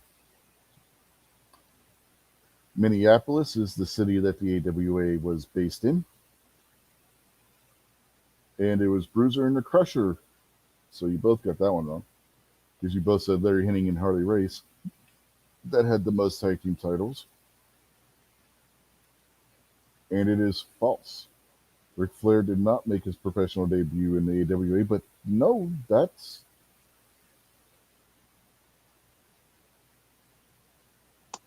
Go ahead. Go ahead. Say it. Go ahead. Say it. Yeah, that's wrong. That's wrong. Told you. Fraudulent questions. Yeah. We got that was true. Ric Flair absolutely debuted in the AWA. Where'd you get this test from? CNN? I don't know, some website. I'm doing an executive override because technically, yes, Ric Flair did make his professional debut in the AWA. And the way they even explain this, I mean, good Lord. Yeah. Yeah, this is true. The answer to this is true. The answer was T. So, yeah. False was the wrong answer. So, yep, we have I think that's what I heard. I said. I thought you said true. I don't know. Maybe the thing changed. I don't know. Anyway, the answer was the answer was T. So their answer is completely incorrect. The answer is true, not T. Booker T had absolutely nothing to do with this. We've got a discrepancy out in the crowd, and DM Foss. Oh, MKJO got 4 out of 10 on that one. DM Foss has put out a point of order, and he says that calling Zbyszko a legend is being generous.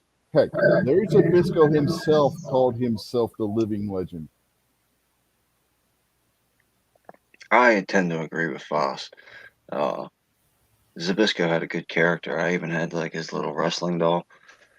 But to call him a legend that's definitely generous. He didn't really even work that much. The guy is a former AWA World Heavyweight Champion. Yeah, what has he done lately? He was a former, only been inducted into the WWE Hall of Fame. What did he do today? He's also a former tag team champion with none other than the Enforcer, AA, Arn Anderson. You should have said something like, well, you finished building a school for poor children. Okay, we'll go with that. And you notice everything your Rich said was former this, former that. Well, the guy retired like years ago, Buck, so, you know, it's not like he was going to do it today. Well, he might. They got a lot of old wrestlers coming back. Yeah, not that old. Anyway, I'm assuming you guys do not want to do the 15-question one? Let's go to the WCW thing. That's what I thought. Hey, I'm gonna try to reboot my computer. This thing's been messing up here. Okay. I'll be back in a minute. Okay, we got the fall of WCW. That would have been the very late years of that. I can tell you a quick story, and Okay. pardon me if I get it wrong, but anyway, Patriot, he's blind, and one day he went to a bar. So he got inside the door, and he's blind, so he worked his way up to the bar stool, sat down at the bar stool, and the bartender comes up to him and says, "How you doing today? What can I get for you?" He was like, "Oh, I'll just take a beer." And he said, "Do you mind if I tell you a blonde joke?" And she's like, "What'd you say? Yeah, are you blind or something?" And he was like, "Yeah, I'm blind. Can I tell you a blonde joke?" And she goes, "Well, just to let you know, I'm a blonde, and I'm 6'2", 185-pound weightlifter. And so you might want to go somewhere else." And he goes, "But you can't go over there because over by the kitchen, the two cooks, they're both professional boxers and they're both blondes." And he says, "You can't go over by the music because the DJ, she's an MMA fighter and she's a blonde and she's pretty big too. And you can't go back to the front door because the bouncer that let you in, well, she's 6'5", and she she'll throw you around pretty good. She weighs about 200 pounds and she's a blonde. So I don't know where you want to sit." And he goes, "Well, I'll just sit right here, but if you can get them all to come up at once, I don't want to have to explain the joke 5 times."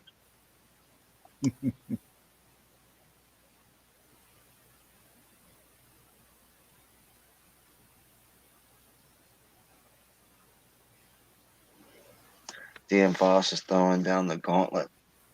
He says the Mulkeys are more of a legend than Zabisco. No. I don't, you got to think about it, man. Everybody remembers the Monkeys. I bet you there's a bunch of people. If you ask around, like on Gary's chat tomorrow or whatever, ask everybody if they remember the Monkeys or they remember Zabisco. I bet you more people will say they remember the Monkeys. And Patriot wants a quiz about oil wrestling. Yeah, All I right. don't think they have any of those. Okay, so let's go. What do we got? Yeah. Let's You just want go to do history. you want to do one on Clash of Champions? Uh, oh, okay, okay.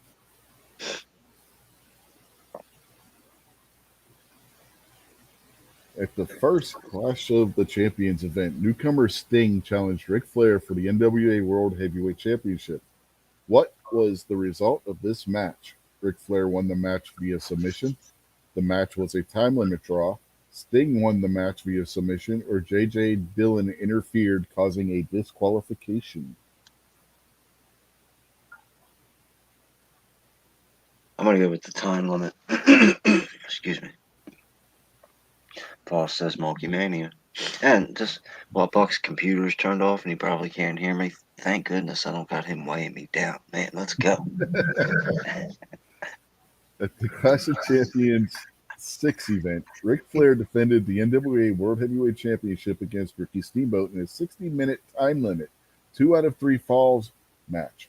Who won the third and final fall in this match? Was it Flair, Steamboat, ended in a double pin, or 60-minute time limit stopped the match? I don't Ric know. Flair. Ric You Flair can go won that. Ric Flair? Yep. Okay. And just by the way, Buck beat me on the past 2 tests. So At the Clash of Champions 9 event, Ric Flair and Terry Funk fought in what kind of match? I Quit match, tables match, bull rope match, or an Iron Man match? bull rope match. At the Clash of Champions 10 event, which tag team was forced to take their masks off? The Ding Dongs, Harlem Heat, Doom, or the Assassins? And yes, the Ding Dongs were a real tag team. Yeah, I remember them. I remember Harlem Heat, but everybody knew who they were. I don't remember the Assassins too well. And Doom had face paint, not masks. No, they had masks. It What was they had? Nope, it was Butch Reed and Ron Simmons, and they wore masks. Oh, I'm thinking of Demolition. Yes, you're thinking Demolition, and they were in WWE.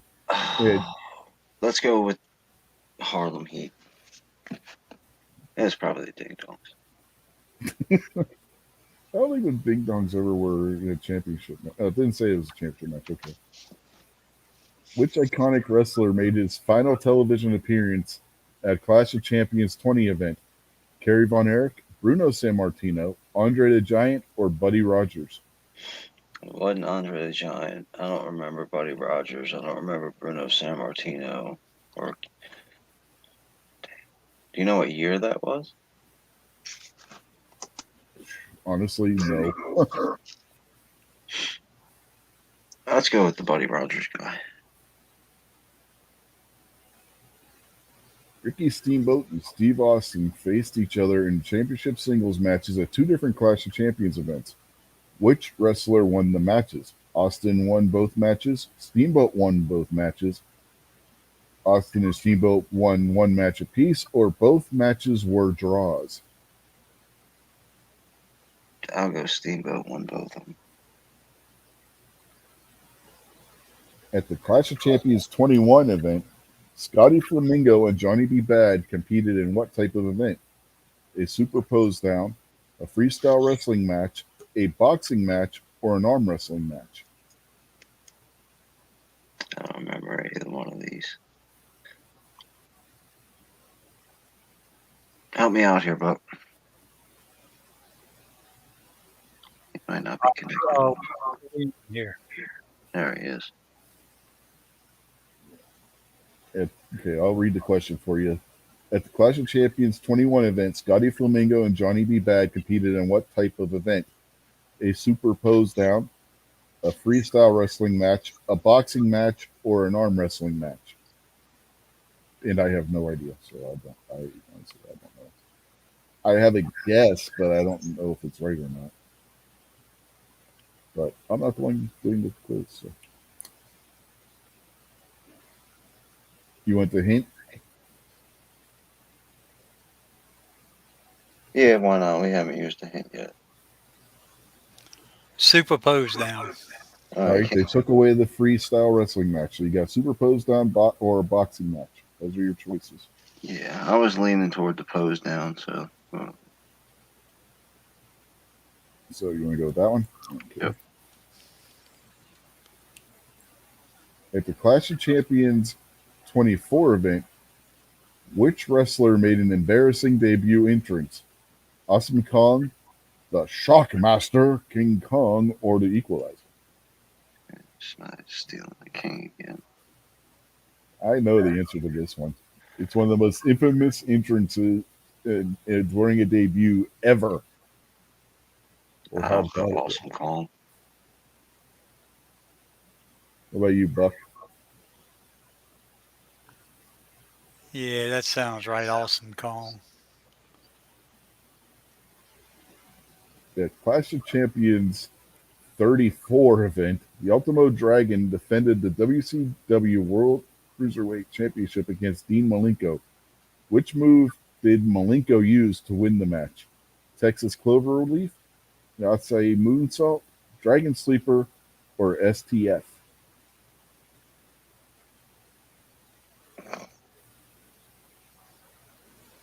Moonsault. Kingpin says Moonsault. What about you, Buck? I think the Dragon Sleeper. Ooh, so you think he used Ultimo's own move against him? Okay.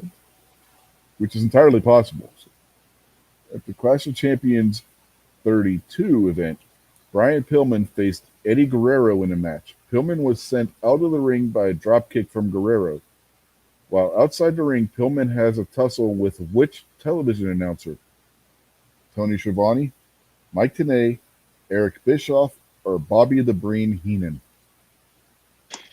Eric Bischoff. Okay. What do you think? Eric Bischoff.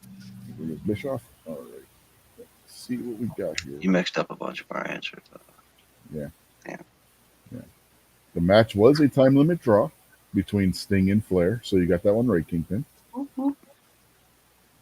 At the Clash of Champions event, who Ric Flair defended against Ricky Steamboat in a 60-minute. Nope, Steamboat won that. I remember that match too. It was not. It was a not quit match. Funk was in the figure four, and the ref asked him if he wanted to quit. His answer was, "He's breaking my damn leg. Of course I want to quit." And that was the end of the match. And it was Doom that lost their masks in that match. The Steiner brothers defeated Doom to retain the NWA World Tag Team Championship, and as a stipulation, Doom had to remove their masks. And it was Andre the Giant that made his final appearance at the Clash of Champions 20. Whatever. I'll punch Buddy Rogers right in his nose. He's dead, so I don't think that's possible. He can't punch me back then. And you are correct that Steamboat won both the matches. Cool, man. You think I'm going to get these answers wrong? Well, you got the next one wrong. It was a boxing match. Which I thought it might be a boxing match because Johnny B. Bad was a former boxer. I never heard of either one of them. Don Flamenco was the boxer from Punch Out.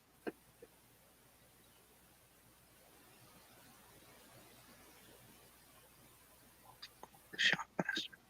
Johnny Flamingo would go on to be, Scotty Flamingo would go on to be known as Raven later on in his career.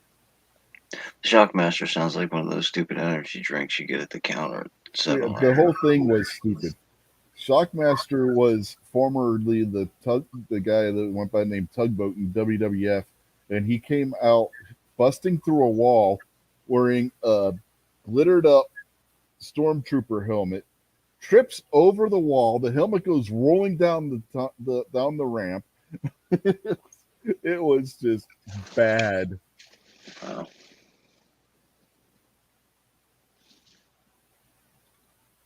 And it was the Texas Cloverleaf, which was Malenko's finisher at the time. Hey, Texas Clover, did he shoot him with a 22? Clover Texas. Yeah, I know. I was thinking about that. The joke was so bad, Buck dropped out. He said his internet keeps going out. Yeah. And it was not Eric Bischoff. It was Bobby the Brain Heenan that Mr. Pillman got into a scuffle with. Lies. All lies.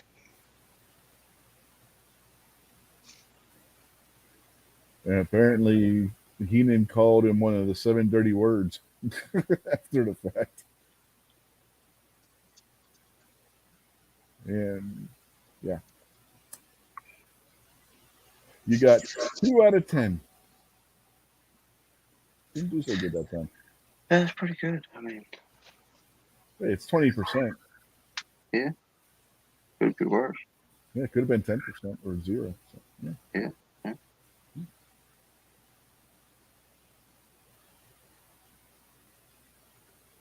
You want to try the 89 to 93 era?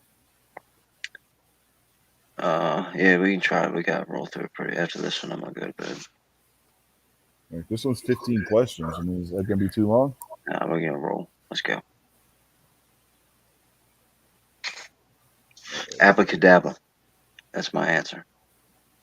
Yeah, In 89, veteran heel manager Gary Hart formed a stable of wrestlers called the J-Tex Corporation. The main stars of the group are Terry Funk and the Great Muta. Which of the following stars was never a member of the faction? Was it Dick Slater, Dory Funk Jr., Kendo Nagasaki, or Buzz Sawyer? Never heard of any of these people. Seriously? You never heard of Dick Slater or Dory Funk Jr.? Nope. Wow. Let's go with the Funk guy. Okay. By the way, that's Terry Funk's older brother. All right, good for him. Congratulations. And he's a former NWA World Heavyweight Champion. Nice to meet you, sir. Former WWF Tag Team Champion. What goes on there? On May 22nd, 1989, this veteran tag team wrestler upset Lex Luger at Wrestle War 89 to win the WCW United States title. Arrogant and self absorbed, his run with the belt was brief. Who was he? Was it Eddie Gilbert, Jimmy Garvin, Michael Hayes, or Bobby Eaton? Arrogant. Michael Hayes was extremely arrogant. So was Jimmy Garvin. I don't So remember. was Eddie Gilbert. Yeah. Oh man, I don't remember. I'll go with Eddie Gilbert. In the spring of '90, veteran Mike Rotunda was given a rather comedic persona by WCW management. The goofy gimmick was short lived, thankfully. What was it? DK Wall Street, Michael Wall Street, Captain Mike Rotunda, or Erwin R. Shyster?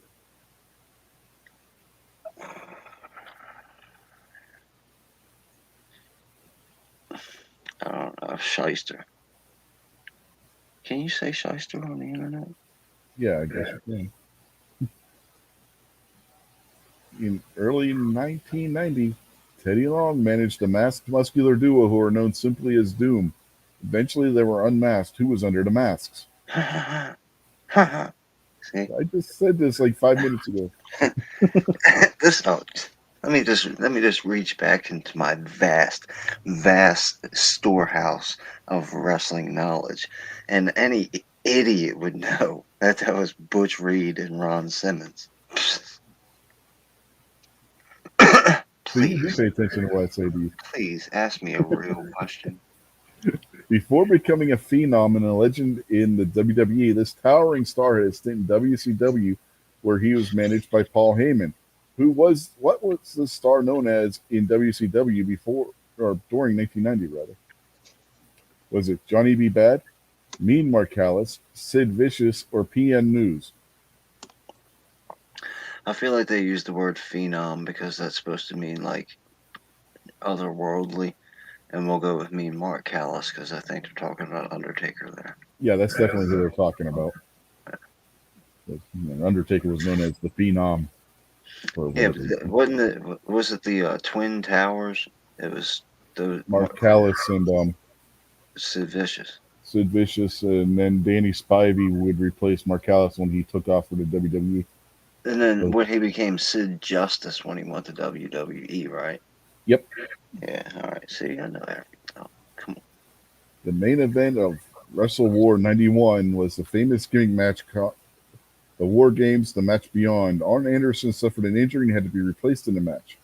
What veteran star took Anderson's place in the match? Was it Stan Hansen, Bob Orton, Larry Zbyszko, or Dick Murdoch?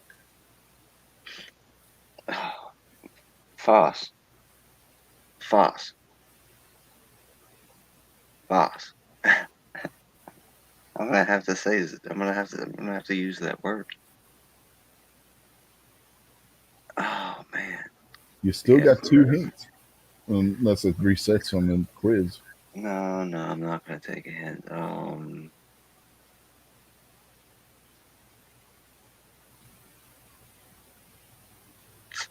Put Labisco on there.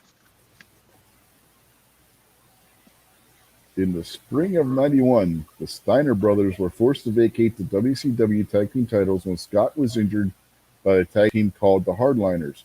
What veteran stars comprised that team? Was it Dick Slater and Bob Orton, Dick Slater and Dick Murdoch, Dusty Rhodes and Dick Murdoch, or Dick Slater and Harley Race? Oh man, I have no idea. Let's go with the first one. All right, you don't want to take a shot on Harley Race again? Mhm. He's burned you twice already. My next Harley race shot's gonna be that Clover Tech we were just talking about.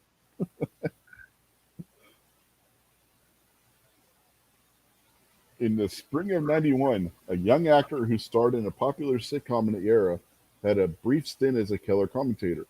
He had a fling with the infamous Missy Hyatt and feuded with Paul Heyman. Who was the actor? Was it Fred Savage, Malcolm Jamal Warner, Kirk Cameron, or Jason Hervey? Uh, I'm pretty sure it wasn't Fred Savage. It definitely wasn't Malcolm Jamal Warner. It definitely wasn't Kurt Cobain or Kurt Cameron. Cameron. Yeah. I can be sure that that's not. I remember Jason Harvey being involved with wrestling for a little while, so I'm gonna go with Jason Harvey. All right. I find it funny that two of the people on this list were both in the Wonder Years. Yeah, and Fred Savage is still. I mean, in '91, he'd have been too young to be even Mhm. pretending to be dating like some grown woman. And Kirk Hammon's like super Christian, so he Yeah. wouldn't do it. And I don't remember the whole, black guy from the Huxtables being in wrestling. Patriot said it was Kirk Cameron, though. No, Patriots just being Patriots. So. Was that really what he said? Yeah, I know. Don't forget, you Speaking, got to talk a little louder. He's blind. yeah, I know. Speaking of Paul Heyman, from late '91 through mid '92, he headed up the WCW's Top Heel stable, which was called the Dangerous Alliance. The centerpieces of the faction were Steve Austin and Rick Rude, who were WCW Television and United States champions, respectively. Which wrestler was never part of the group? Buff Bagwell, Arn Anderson, Larry Zbyszko, or Bobby Eaton?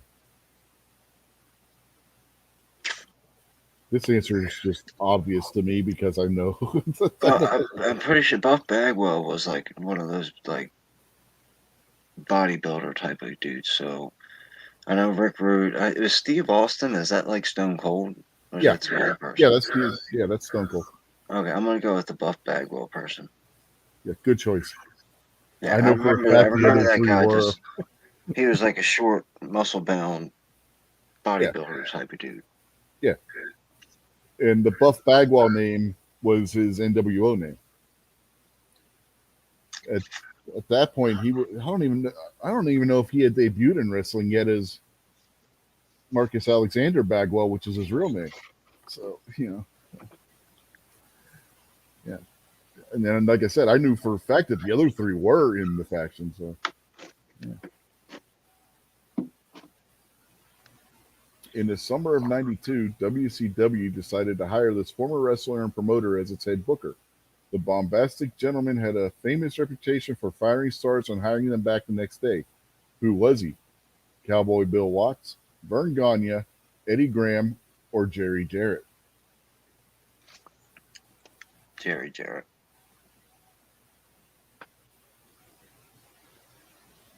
In July 1992, this tag team duo, which had a tremendous success in Japan, defeated the Steiner brothers for the WCW Tag Team Championship. Despite their hard nosed approach, their reign was short. Who were they? Big Van Vader and Bam Bam Bigelow?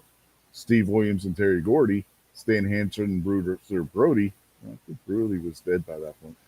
Stan Hansen and Terry Gordy. It's the Bruiser Brody. No, Brody was dead by then. I know. I actually heard those words come out of Yeah, your I'm gonna go with Vader and Bigelow because both of the characters that I remember, I think would have probably been really, really popular with the Japanese crowd. so were the other three guys listed. Except for the dead guy. No, he was too. Except for he's All dead. these guys were, but he's eliminated because he was dead, Well, so it that's what couldn't I'm saying. possibly be him. Japanese people aren't fan of dead people. Yeah, And that, but like their Gordy, entire, Hansen, and Williams were all popular in Japan too. as long as you don't count like their Yeah, basic entire culture being based on yeah. dead people. It's all good. Every one of these guys though was very popular in Japan. So I just don't know. Anybody ever seen this Japan thing in person? I don't know. I don't know. Japan might not even exist. Maybe.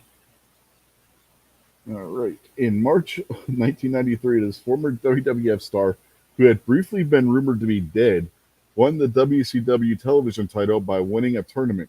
Who was this superstar of the 1980s WWF who had resurfaced? Was it Brutus Beefcake, Ricky Steamboat, Paul Mr. Wonderful Orndorff, or the Junkyard Dog? I'm gonna go with Brutus Beefcake because I feel like there was something that I remember about him being dead or something. In March 1993, Ricky Steamboat and Shane Douglas lost the WCW Tag Team titles to a team called the Hollywood Blondes. What two stars comprised this team? Was it Steve Austin and Dustin Rhodes, Lex Luger and Sting, Barry Windham and Sting, or Steve Austin and Brian Pillman? I think it was the Dead Show in March in '93. I'm gonna go with I don't I don't know what was it. I know it's but Foss said he's been to Japan a few times. So if DM Foss vouches for Japan, then I'm gonna say it's real. Uh, why would grown men that are supposed to be tough have a name like the Hollywood Blondes? Because they Didn't both had blonde hair, and didn't their some gimmick was that they were supposed to be trying to get into movies. wasn't there like a rock band that had the same type of name? Might have been. Steve Austin's a bald dude. Barry He Windham. wasn't in '93. Barry Windham's probably dead by '93. No, Barry Windham wasn't there. He's still alive now. In fact, Let's he's go. Do Luger and Sting. Luger and Sting. Yeah. Yeah. At this time, all these guys were blonde. By the way, Yeah, except for the dead guy. well, Brian Pillman was the dead guy. Is the dead guy. Yeah, I'll say I told you. 4 non-blondes. During the spring of '91, weekly vignettes began airing on WCW telecasts centered around three bumbling individuals who called themselves the Desperados. They claimed they were on a quest to find a famous Texas wrestler. Who was he? Damn if I know. But the answers are Blackjack Mulligan, Dory Funk Jr., Stan Hansen, or Dusty Rhodes. During the spring of '91, the vignette began airing bumbling individuals and desperados. And, oh man, I'm gonna put that Dory Funk Jr. person on there. All right. Yeah. And in case you didn't figure it out, '91 was not a very good year for WCW. Apparently not. This former basketball star from Argentina had a much hyped debut in the summer of 1990. He was given a big face push the following year, including a series of belts with WCW champion Ric Flair. Who was he known as? The Giant Silva, El Gigante, the Giant, or Don Leo Jonathan? And that's definitely not the Jonathan thing. El Gigante was the dude's character in WWE. Uh, man, I'm gonna have to say the Silva part. I'm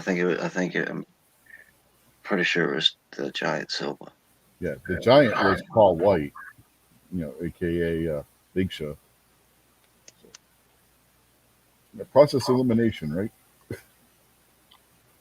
And the answer was Dory Funk Jr. Ooh. in the first one. It was not Eddie Gilbert. It was Michael Hayes. I kind of like PS because he was kind of a good wrestler. Erwin R. Shyster was not the right answer because that was his name in WWE when he was with Ted DiBiase. It was Captain Mike Rotundo. All right. And obviously, Doom was Butch Reed and Ron Simmons. All right. And the Phenom, Mark House. And it was Larry Zbyszko at Wrestle War 91 that replaced Arn Anderson. Sorry about that, Foss. And it was Dick Slater and Dick Murdoch that were the team that injured Scotty Steiner. Bunch of dicks. And it was Jason Hervey.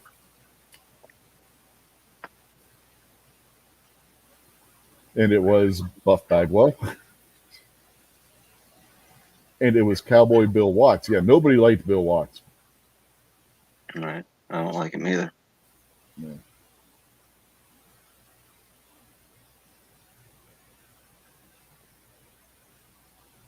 And it was Steve Williams and Terry Gordy. Nobody likes them either. I tell you, there wasn't. And there was Paul Mr. Wonderful Orndorff, who was rumored to be dead. Though there Yeah. was a rumor around that same time that Brutus Beefcake was dead as well. So And I Foss remember said, the Beefcake rumor. Foss said that Zabisco is only good for a replacement anyway. And the Hollywood Blondes were Austin and Pillman, which I tried telling you when I A was dead talking guy and a about. bald guy. No, he wasn't bald back then. This was a few years before he was the bald-headed guy. So how do you explain the dead guy? Well, he didn't die. He didn't die till he went to WWF. Is he dead? That was a few years later. Dory Funk got me again. Yeah. The answer was Stan Hansen. And it was El Gigante. His name in WWF was Giant Gonzalez. Oh, come on. He got it backwards. Whatever. That's Echo's out there. What's up, Echo?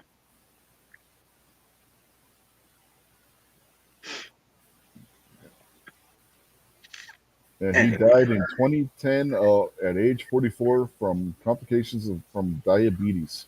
MK Joe got 10 out of that one. He had the diabetes. Wilford Brimley got him. Yeah. I got Told the you to diabetes. Told you to watch out for those people. Uh-huh. So, you ready to wrap this up for the night? Yeah, I'll tell another quick stupid joke. It's probably not going to be funny, but the fire marshal, goes to this house, and unfortunately, there's a body inside, and they can't identify it. And rumors are going around that it might be DM Foss. So they got the body down to coroner's office, and there's a bunch of different professionals coming around trying to identify the body. It's burnt up pretty bad. And they're like, we haven't heard from DM Foss in a while, so that's the only real idea that we've got. And then somebody's like, well, call G23 and Rob D New York Outcast. Those three guys were always together. One of those guys will be able to identify him. So G23 comes down to the coroner's office. They pull the robe back, and he's looking. He's like, man, I just can't tell. It's just really bad. I can't tell. Can you flip him over?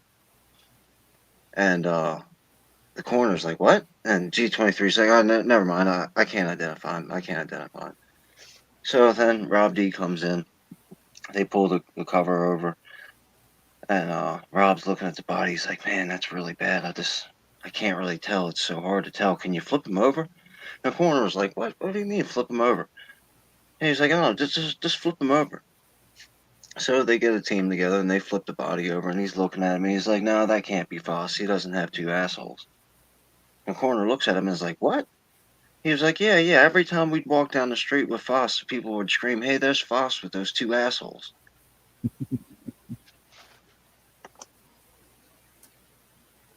Alrighty.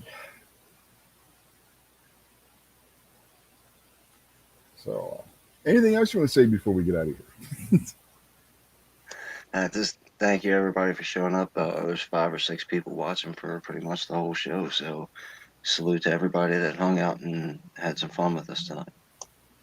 Yep.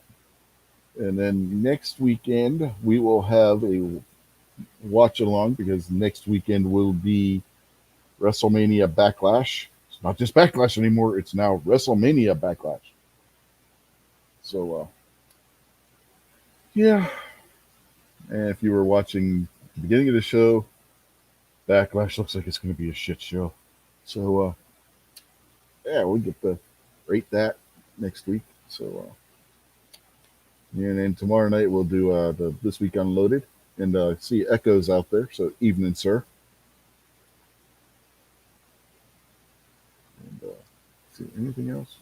No, go watch the videos I got on the channel. Yeah, do that. The belt videos and the RNL display video. If you haven't done that yet, go over there and check those out. I'm debating whether I want to do the third and final video on that belt towards the middle of May or not. So if you think I should, go over on the, let's say, the second of the two belt videos, and leave a comment down in the comment section. Let me know if you think I should do another video after you watch that one. And we'll see y'all tomorrow night. Have a good night, everybody. Peace. Good night, You guys are Sabrina. probably really scared right now, and I understand that completely. But I get the better of the deal, and even though it's 3 versus 2, you guys are outnumbered because we're better than you guys. Yeah, we are. We're legends in our own mind compared to you guys. Even though you guys got the egos, we have got the wrestling skill. And this guy right here, we're the Space Cowboys.